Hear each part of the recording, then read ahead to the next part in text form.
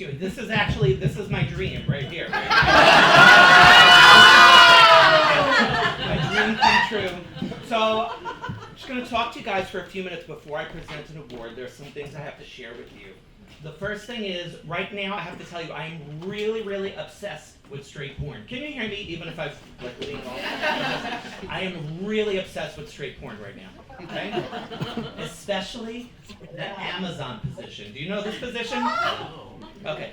The Amazon position is when the man, the straight man, he lies on his back, usually towards the end of the bed, lifts his legs up in the air, right? And then the woman grabs the legs, she stands up. She inserts it, right? She stands up and she is really in control. And she essentially, pardon my language, it's going to get much worse. She fucks him, right? And she's holding his legs, and it's just so fascinating to me. But what I find incredible about it is that these straight men, they are putting their entire straight asshole on display for the whole world to see. And we have done something very similar to this in the United States recently. It was called a presidential inauguration. And speaking of assholes, Donald Trump could not be here tonight. So he sent me, his ambassador of oh fuck. Now I take my duties incredibly seriously. Let me tell you what they are. Every time Donald Trump does something terrible to this country, my job is to scream and shout, oh fuck, right? So for example, I was just on the phone with my brother the other day, and we were having a conversation, and I turned the volume off of the TV, but the news was on. And so across the bottom of the screen, the little ticker tape, right, was coming across, and so we're chit-chatting, and it comes across, and it says, Donald Trump licks Putin's crack, and says that Ukraine is to blame for the war. Oh, fuck, I yell out, right? We're in the middle of it, I'm like, fuck. But he's like, what's the matter? I'm like, let's just keep talking. So we start talking again, and there you go, across the bottom of the screen, it says, Donald Trump gets down to serious business for the United States. He bans paper straws. Fuck! Like, what? Fuck! Like, so my brother's like, what is going on? Why are you cursing? And I'm like, I'm an ambassador, you know? You have to do what you're called to do. It's your duty. So, blah, blah, blah, talking again, comes across the bottom of the screen, says, Donald Trump promised to cure inflation on day one. Realized he couldn't do it, so instead is trying to stamp out and erase transgender and queer people in the United States. So, fuck, I'm like screaming, fuck, right? And so this has been my life for the past few weeks, just everywhere I go, screaming, fuck, right? Now in New York City, nobody blinks. Nobody cares. Anybody from New York? Yeah. You know, New York is crazy right now, so nobody cares that you're out cursing. Nobody blinks twice. Everybody's nuts here. There are crazy people everywhere, and there's a lot of homeless people everywhere, and unfortunately they're really kind of nutburgers too, right? So if you ride the subway, it's especially prevalent. So there's not a platform you can go on, there's not a train car you can go on, the crazy people are everywhere. So for example, this just happened to me the other day, it's just horrible.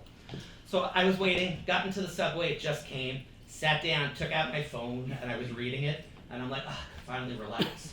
And this guy comes up to me, and he's like, I don't have any money. And, right, this happens all the time.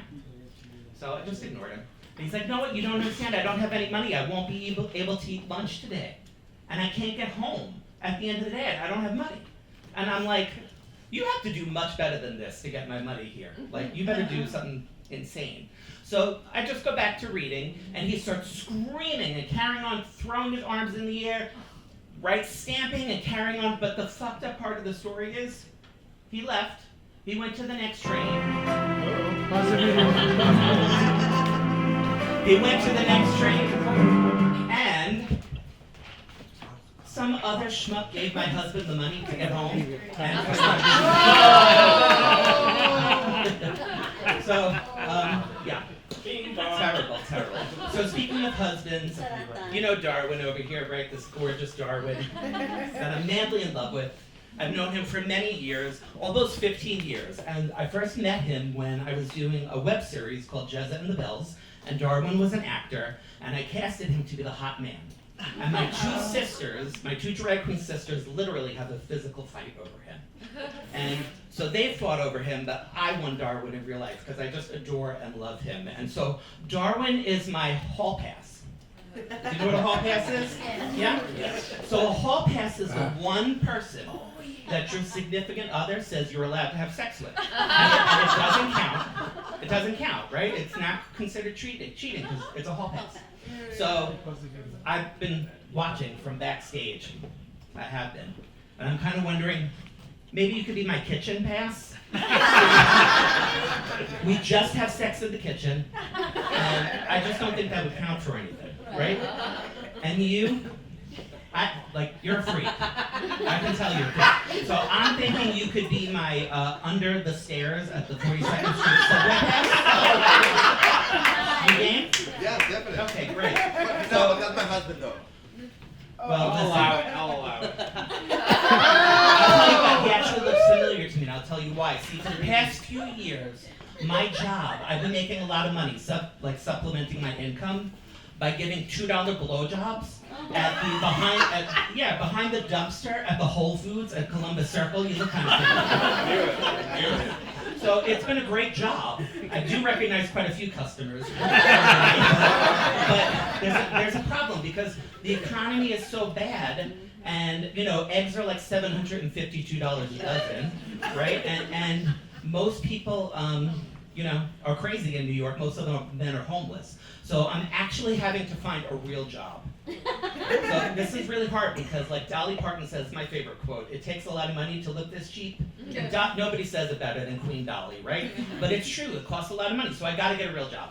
So, recently I went on a job interview.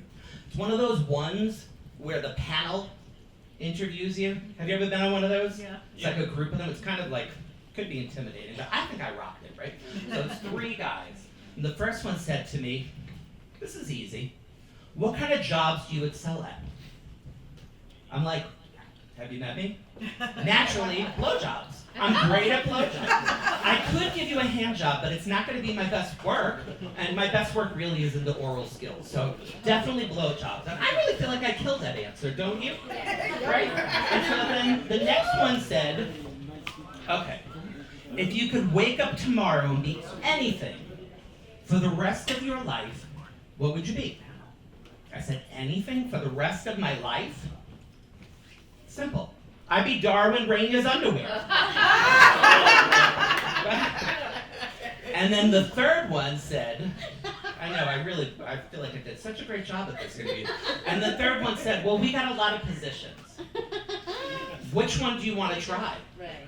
And I said, well, usually I'm a reverse cowgirl kind of girl, but being that you're a straight man, I heard the Amazon position's pretty hot. You want to try it? Still waiting to hear back from them. Thank you, ladies and gentlemen. On a serious note, put that there. On a serious note, actually 2 things. First of all, I'm going to do a shameless plug and tell you that I've been writing a collection of traditionally published books that is called the Presence Collection. It's historical fiction that features LGBTQ plus main characters in settings where our existence has been either overlooked or minimized. First one came out last year, did really quite good. My second book, second novel ever, is coming out next week, and I just have to plug it for a second. It's called The Freedom to Love, and it is about a young white plantation owner who falls in love with his black male slave and the chaos that ensues in pre-Civil War, obviously, Kentucky in the 1850s. And the reviews I'm getting are just unbelievable right now, so I'm going to throw it out there. I hope you guys check it out. My shameless plug, and now I'm going to move on to a much more serious topic. And that is, in this country, as I was alluding to, the LGBTQ plus community is under incredible assault. It's quite scary for a lot of people, quite terrifying, and their lives are really at risk. In these moments, art is so incredibly important. Art is a way to protest. Films give people a place to find and see their identity come to life. So what you do here, you never know the repercussions of your work and the lives that you can actually save because people see themselves in the work that you do. So I want to thank you for that, and I want to thank our nominees for their LGBTQ plus short film. I'm going to turn it over to Darwin. We're going to say who won, and then you get stuck me handing it to them. I'm gonna give the order so they both play the same video at the same time. So Excellent. Thank you, everybody. Right.